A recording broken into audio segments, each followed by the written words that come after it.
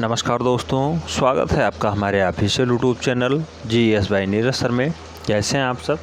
मैं उम्मीद करता हूं स्वस्थ होंगे, मस्त होंगे, अपनी तैयारी में व्यस्त होंगे। बट आज का जो वीडियो है TGT PGT आर्ट से संबंधित है। TGT PGT आर्ट में मूल रूप से ये टेस्ट पेपर 36 है। आप जानते हैं प्रत्येक टेस्ट में हमने 20 प्रश्नों का एक श्रृंखला लिया है, जिसको हमने A to Z सॉल्व करवाया है।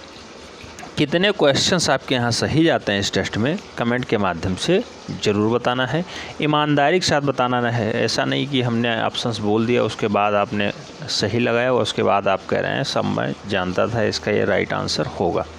ठीक है, मैं बार बार कहता हूँ, हर एक वीडियो में कहता हूँ, टेस्ट पेपर देने का सबसे अच्छा तरीका यही है कि आप पहले नोट डाउन कर लीजिए। इधर क्रमांक केवल क्रम वाइज लिख दीजिए, 1 2 3 4 5 6।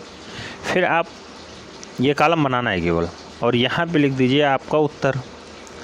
इस वाले कॉलम में आप अपना उत्तर लिखिए कि पहले का A सही, दूसरे का B सही, जब रीड हो जाए उसके बाद। और फिर इस साइड में जो मेरे द्वारा बताया गया उत्तर है उसे लिखिए कि आपने B लगाया था, क्या आप B सही किया नहीं किया, क्या A सही किया नहीं किया। इस टाइप से जब आप लगाएंगे अपना मूल्यांकन अच्छे से कर पाएंगे। तो ऐसी उम्मीद रखता हूं कि आप लोग ईमानदारी के साथ ऐसा स्वमूल्यांकन करते होंगे।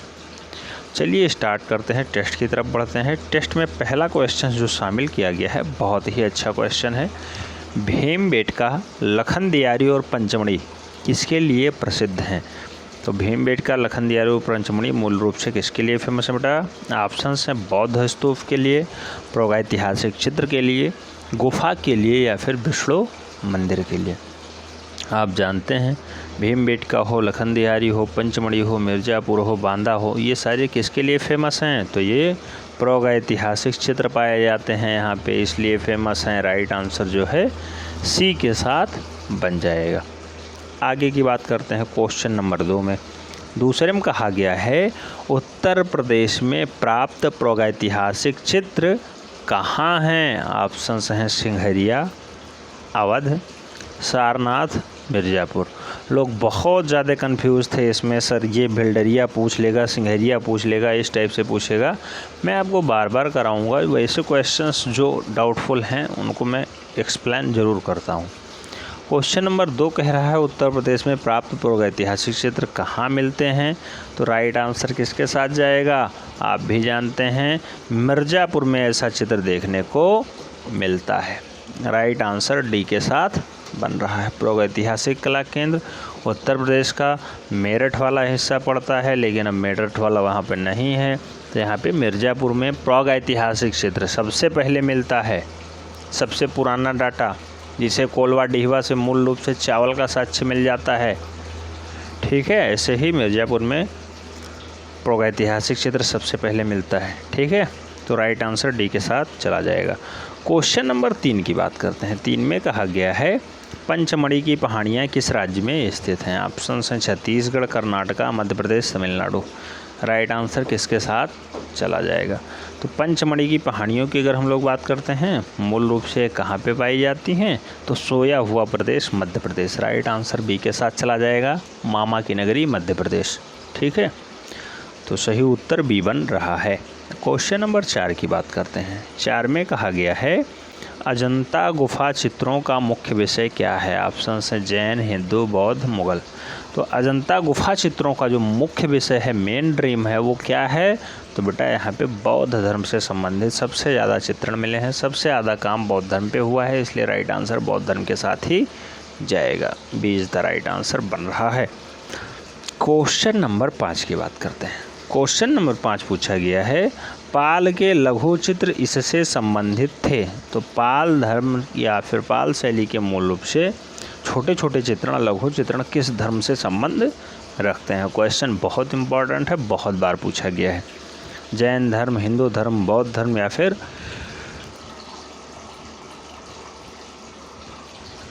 इनमें से कोई नहीं। तो मूल रूप से पाल धर्म की बात करते हैं। तो पाल शैली में बौद्ध धर्म के चित्र देखने को मिलते हैं। पाल पोथियों पे बनाए गए थे, ताड़पत्रों पे निर्मित हैं। तो राइट आंसर B के साथ जा रहा है। पाल लघु चित्रण में मूल रूप से बौद्ध धर्म का प्रादुर्भाव होता है। बौद्ध धर्म की थोड़ी सी जो है हस्तक्षेप रहता है, थोड़ा सा डाटा मिलता है। राइट आंसर बी के साथ जाएगा। क्वेश्चन नंबर 6 की बात करते हैं। 6 में कहा गया है कोटा शैली के चित्र प्रसिद्ध हैं। कोटा शैली के चित्र प्रसिद्ध हैं। ऑप्शन है पक्षियों का शिकार, पशुओं का शिकार, रसिक प्रिया या फिर राग माला। तो कोटा शैली के जो चित्र फेमस हैं वो किस लिए फेमस हैं बेटा? तो पशुओं का शिकार करने के लिए सबसे ज़्यादा फेमस हैं। राइट आंसर बी हो रहा है। हालांकि ये टॉपिक आपको नहीं पढ़ाया गया है, बूंदी, कोटा, किशनगढ़ ये सब अभी पढ़ाया नहीं गया है। फ़िलहाल जो है आपका क्वेश्चंस तो सही चला ही जाएगा, अगर थोड़ा सा दिमाग लगाएंगे सही हो जाएगा, अन्यथा आपको परेशान नहीं होना है। बहुत जल्द ये भी कंप्लीट हो जाएगा। जैसे मुग़ल शैली अपनी ख़त्म होती है उसके बाद हमें राजस्थानी शैली में यही पढ़ना है, ठीक है। तो यहाँ पे कोटा शैली के चित्र फेमस हैं पशुओं के शिकार के लिए। राइट आंसर बी बन रहा है, याद रखना है। अच्छा, मुग़ल शैली में एक डाटा पूछा जाता है कि एक कबूतर रहता है, उसका पंख कटवा कर उसके बाद चित्रकारी करवाता है। एक राजा है, क्या नाम है उसका? तो ऐसा तुच्छ कार्य जो है जहांगीर के द्वारा किया जाता है। एक कबूतर होता है, उसका पंख कटवा दिया जाता है, उसके बाद उसकी चित्रकारी करवाई जाती है, कैसे रहेगा, कैसा दिखाई देगा। तो ये कौन करता है? हुमायूं करता है। हुमायूं ऐसा काम हुमायूं करता है।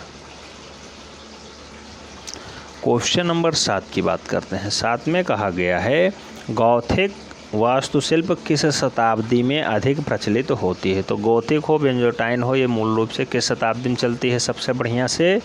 तो 12वीं शताब्दी, 18वीं शताब्दी, 16वीं शताब्दी या फिर 20वीं शताब्दी। तो आप जानते हैं 12वीं से 14वीं शताब्दी में मूल रूप से गॉथिक शैली जो है अपने चरमोत्कर्ष पे पहुंचती है। तो यहाँ पे राइट आंसर फर्स्ट हो जाएगा। First is the right answer. Question number 8 की बात करते हैं। 8 में पूछा गया अजंता की किस गुफा में हंस जातक चित्रित है? हंस जातक चित्रित है। ऑप्शन हैं गुफा संख्या 17, गुफा संख्या 10, गुफा संख्या 16, गुफा संख्या 9। तो अजंता की वह कौन सी गुफा है जिसमें हंस जातक चित्रित है? मूल रूप से राइट आंसर क्या हो जाएगा? गुफा संख्या 17। गुफा संख्या 17 फर्स्ट राइट आंसर हो जाएगा।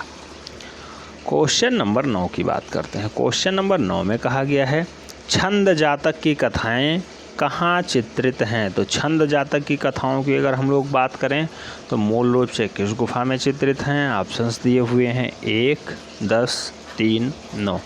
कौन सी गुफा होगी जिसमें छंद जातक चित्रित है? तो गुफा संख्या 10 राइट आंसर बन जाएगा, जहाँ पे छंद जातक चित्रित है। B is the right answer. आपको थोड़ा सा रिवीजन करने की ज़रूरत है। मैं बार बार कहता हूँ थोड़ा सा रिवीजन करिएगा, आलस्य को त्यागिए। निश्चित रूप से आपका जो है मार्ग प्रशस्त होगा, आपके अंदर एक नई सकारात्मक ऊर्जा देखने को मिलेगी। जैसे आप थोड़ा सा रिवीजन करते हैं, निश्चित रूप से जब वहाँ से क्वेश्चंस आपके सही होने स्टार्ट होंगे तो एक नए टाइप का नया जोश, नया जुनून आ जाता है, ठीक है। तो इतना करते रहना, आपको थोड़ा बहुत रिवीजन भी करते रहना है। क्वेश्चन नंबर 10 की बात करते हैं। पूछा गया है सिंगरिया स्थित है। तो सिंगरिया कहाँ पे स्थित है बेटा?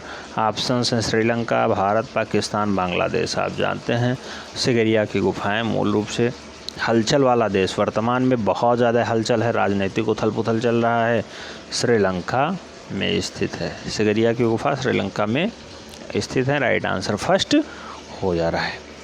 क्वेश्चन नंबर 11 की बात कर ले रहे हैं। 11 में पूछा गया है बैल का प्रसिद्ध आकृति मोहनजोदाड़ो में किस रूप में मिलता है? तो बैल का एक फेमस चित्र मिलता है, वो मूल रूप से कहाँ पे मिलता है? मोहनजोदाड़ो में मिलता है। तो वो पूछा गया है किस रूप में है? तो ऑप्शंस हैं पाषाण शिल्प, ताम्र मोहर या फिर भित्ति चित्रण के साथ साथ टेराकोटा। राइट आंसर किसके साथ जाएगा? मोहनजोदाड़ो में सबसे ज़्यादा जो मूर्तियाँ मिली हैं या फिर सबसे ज़्यादा मोहरें मिली हैं वो टेराकोटा के माध्यम में मिली हैं। तो टेराकोटा यानी पकी हुई मिट्टियों के रूप में प्राप्त हुई हैं। आप जानते होंगे आग में जला के जो है गिरवे कलर से रंगा जाता है, वही है टेराकोटा, ठीक है। तो राइट आंसर डी के साथ जा रहा है। मिट्टियों को पका दिया जाता है, वही काम टेराकोटा का हो जाता है। क्वेश्चन नंबर 12 की बात करते हैं। 12 में पूछा गया भारतीय कला का सबसे प्राचीन केंद्र है? ऑप्शंस हैं अजंता, महाबलीपुरम, सिंधु घाटी की सभ्यता या फिर खजुराहो।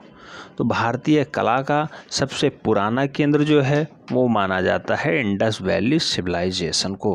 आप जानते होंगे सिंधु घाटी सभ्यता में इन चारों में सबसे पुराना डाटा तो सिंधु घाटी सभ्यता का ही है। लगभग 5000 ईसा पूर्व का डाटा यहाँ तक संकलित है। क्वेश्चन नंबर 13 की बात करते हैं। 13 में कहा गया है सिंधु घाटी में प्राप्त मोहरें बनी हुई हैं। ऑप्शन है मिट्टी की, लकड़ी की, सीमेंट की या फिर चमड़े की। तो मूल रूप से इंडस वैली में जो मोहरें प्राप्त हुई हैं वो किसकी बनी हुई हैं? तो मिट्टियों की बनी हुई हैं या फिर टेराकोटा की बनी हुई हैं। ऑप्शंस में मिट्टी है तो राइट आंसर मिट्टी के साथ जाएगा। प्रीवियस ईयर में क्वेश्चंस पूछा जा चुका है, इसलिए हल्के में नहीं लेना है, नोट डाउन आपको हर हाल में करना है। अच्छा, बहुत से लोग परेशान होते हैं सर टेस्ट में कुछ क्वेश्चंस ऐसे हैं जो रिपीट हो जाते हैं, तो रिपीटेशन के चांसेस होते हैं बेटा, रखे जाते हैं जान के, इसलिए रखे जाते हैं कि आपका परफॉर्मेंस और थोड़ा सा बेहतर हो। प्रीवियस में आपने उसे किया है तो थोड़ा सा आपका जो है रिवाइज भी हो जाए और मूल रूप से उसकी अहमियतता को भी पता चल जाए। क्वेश्चन बहुत ज़्यादा महत्वपूर्ण है, इसलिए रिपीट किया जा रहा है। क्वेश्चन नंबर 14 की बात करते हैं। बहुत महत्वपूर्ण क्वेश्चन है। दजला और फरात नदियों के द्वाब में पनपी सभ्यता कौन सी सभ्यता कहलाती है? तो दजला और फरात में पनपती है जो सभ्यता, उसको हम लोग मेसोपोटामिया की सभ्यता के नाम से जानते हैं। मिस्र की सभ्यता, ग्रीक की सभ्यता या फिर भारत की सभ्यता। तो राइट आंसर क्या हो जाएगा? आप जानते हैं मेसोपोटामिया की सभ्यता दजला और फरात नदियों के मध्य जो है आती है, पनपती है, जिंदा होती है। ठीक है, तो राइट आंसर डी के साथ चला जाएगा। क्वेश्चन नंबर 15 की बात करते हैं। 15 में कहा गया है प्रागैतिहासिक चित्रों की धरातल क्या रही है? तो प्रागैतिहासिक काल में चित्र किस पे बनाए गए?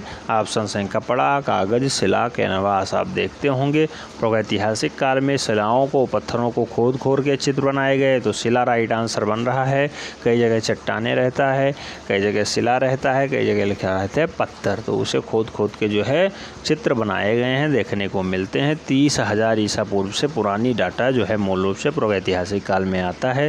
तो 30,000 से लेकर के 30,000 ईसा पूर्व से लेकर के 3,000 ईसा पूर्व तक मूल रूप से प्रागैतिहासिक काल माना जाता है। तो राइट आंसर यहाँ पे बी हो जा रहा है। क्वेश्चन नंबर 16 की बात करते हैं। 16 में कहा गया है मांडू इसके लिए प्रसिद्ध है। ऑप्शन हैं जैन चित्रकारी, बौद्ध लघु चित्रण, बौद्ध भित्ति चित्रण या फिर इतिहास पूर्व गुफाएं। तो मांडू मूल रूप से किसके लिए फेमस हो जाता है बेटा?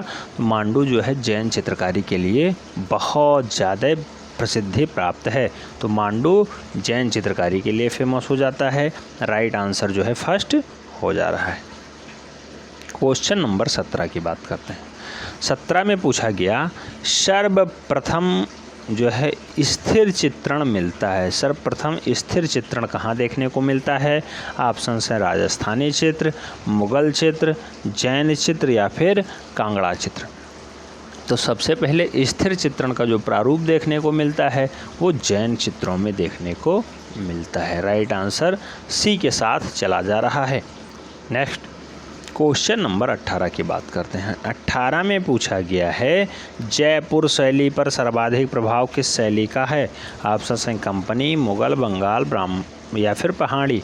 तो मूल रूप से जयपुर शैली पे सबसे ज़्यादा जो प्रभाव या सबसे ज़्यादा हस्तक्षेप डालने का प्रयास किया है वो मुगल शैली का रहा है, मुगल शैली से मिलता जुलता है। राइट आंसर सी के साथ जा रहा है। सेकेंड लास्ट क्वेश्चन कह रहा है राग रागनियों का अंकन किस शैली में हुआ है बेटा? बहुत महत्वपूर्ण क्वेश्चन है। राग रागनी, राग रागनी का जो अंकन है, ऐसा चित्रण है, मूल रूप से कहाँ पे हुआ है या किस शैली में सर्वाधिक हुआ है? ऑप्शन हैं पाल शैली, मुगल शैली, कांगड़ा शैली या फिर राजस्थानी शैली। राइट आंसर किसके साथ जाएगा? तो राग रागनी के लिए राजस्थानी शैली बहुत ज़्यादा फेमस है और मूल रूप से राजस्थानी शैली की एक उप शैली भी होती है किशनगढ़ शैली।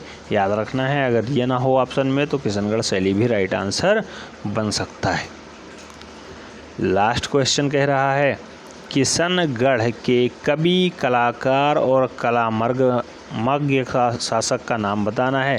तो यानी किशनगढ़ शैली जो फली फूली बढ़ी, सामंत सिंह वहाँ बहुत फेमस हुए, मूल रूप से उनके शासक के काल में बारे में बताना है, जो कवि भी हो, कलाकार भी हो, कलामर्मज्ञ भी हो, कला को अच्छे से जानता हो। तो राइट आंसर हमने पहले ही बता रखा है, सामंत सिंह इसमें बहुत ज़्यादा फेमस थे, बहुत ज़्यादा हस्त प्राप्त जो है चित्रकार थे। राइट आंसर जो है बी के साथ चला जाएगा। तो इस टाइप से 20 क्वेश्चंस हमारे कंप्लीट हुए। टेस्ट पेपर 36 था। कितने क्वेश्चंस आपके सही बने हैं ईमानदारी के साथ बताइएगा। अगर जो है ये टेस्ट पेपर आपको कुछ बदलाव देता है, कुछ समझ में आता है, तो निश्चित रूप से आप जो है वीडियो लाइक कर देना और फ्रेंड्स के बीच अवश्य शेयर करना, जिससे अधिक लोग लाभान्वित हो पाएँ। मिलते हैं नेक्स्ट वीडियो में, तब तक के लिए जय हिंद।